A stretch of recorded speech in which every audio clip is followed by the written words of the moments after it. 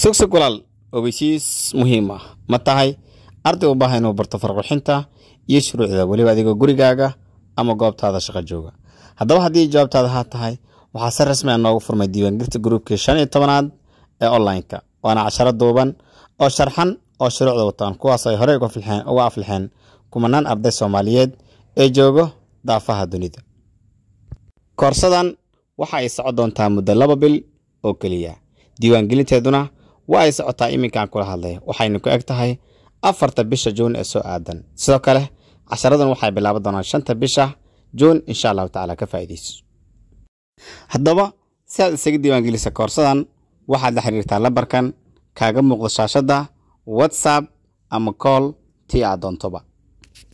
koorsadan waxaynu ku qaadi doonaa by WhatsApp group taasoo ay ku diyaarsiin macallimiin ku takhasusay hawsha farqixinta oo ka sixi doona cashar walba aad qaadato sax iyo khalad tii oo noqdaba.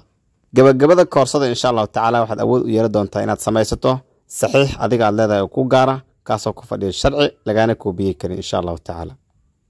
sidoo kale haddii aad u baahan tahay inaad ku qaadato farqixinta si offline ah waxaad booqan kartaa xarunteena Muqdisho gaar ahaan isgooska baar wax degmada Halwadaag maalmaha Khamiis iyo Jimcada labada gelin iyo sidoo kale maalmaha caadi sida Sabtiga Axadda iyo Isniinta gelinka dambe si walba aad ku qaadan karto waa ku muhiim ka faa'iideyso. ugu dambeyn waxaan ka codsanayaa muuqaalkan si sharaf leh inaad like saarto si uu gaaro saaxiib badan. sidoo kale haddii aad ka mid tahay ardayda wax ka bartay akademiyada online ama offline tii ay doontoba la wadaag saaxiibada kale si ay kaga faa'iideystaan insha Allah. mahadsanid.